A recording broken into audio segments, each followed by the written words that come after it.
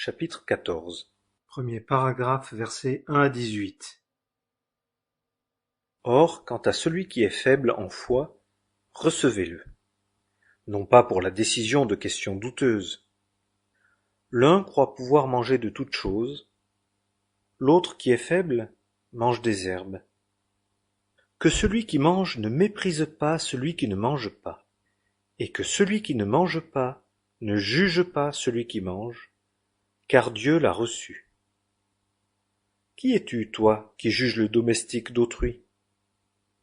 Il se tient debout ou il tombe pour son propre maître, et il sera tenu debout, car le Seigneur est puissant pour le tenir debout. L'un estime un jour plus qu'un autre jour, et l'autre estime tous les jours égaux. Que chacun soit pleinement persuadé dans son propre esprit. Celui qui a égard au jour, y a égard à cause du Seigneur. Et celui qui mange, mange à cause du Seigneur, car il rend grâce à Dieu. Et celui qui ne mange pas à cause du Seigneur, et il rend grâce à Dieu. Car nul de nous ne vit ayant égard à lui-même, et nul ne meurt ayant égard à lui-même. Mais, soit que nous vivions, nous vivons ayant égard au Seigneur, soit que nous mourions, nous mourrons ayant égard au Seigneur. Soit donc que nous vivions, soit que nous mourions, nous sommes du Seigneur. Car c'est pour cela que Christ est mort, et qu'il a revécu, afin qu'il dominât et sur les morts et sur les vivants. Mais toi, pourquoi juges-tu ton frère? Ou aussi, toi, pourquoi méprises-tu ton frère? Car nous comparaîtrons tous devant le tribunal de Dieu, car il est écrit: Je suis vivant, dit le Seigneur, que tout genou se ploiera devant moi, et que toute langue confessera hautement Dieu. Ainsi donc, chacun de nous rendra compte pour lui-même à Dieu.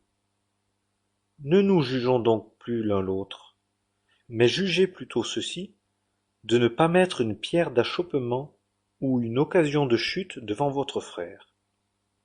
Je sais, et je suis persuadé dans le Seigneur Jésus, que rien n'est souillé par soi-même, sauf qu'à celui qui croit qu'une chose est souillée, elle lui est souillée.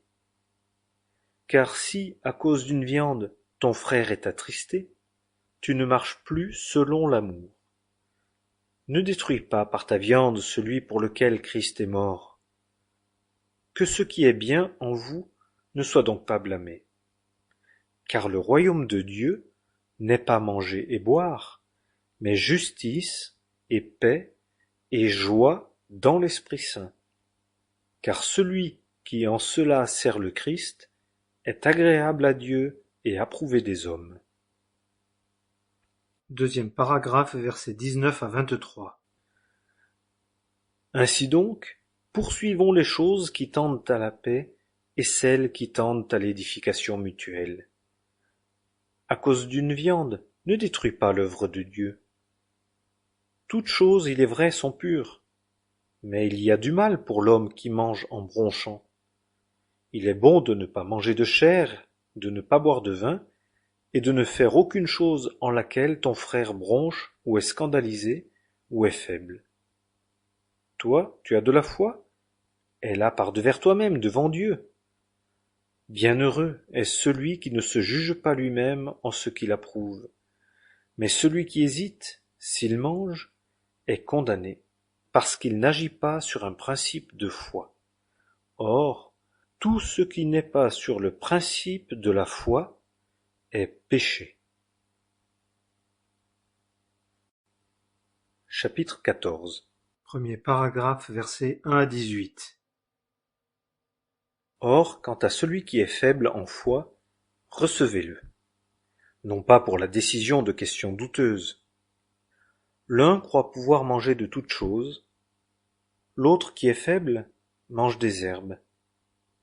Que celui qui mange ne méprise pas celui qui ne mange pas, et que celui qui ne mange pas ne juge pas celui qui mange, car Dieu l'a reçu. Qui es-tu, toi, qui juges le domestique d'autrui? Il se tient debout ou il tombe pour son propre maître, et il sera tenu debout, car le Seigneur est puissant pour le tenir debout. L'un estime un jour plus qu'un autre jour, et l'autre estime tous les jours égaux. Que chacun soit pleinement persuadé dans son propre esprit. Celui qui a égard au jour, y a égard à cause du Seigneur.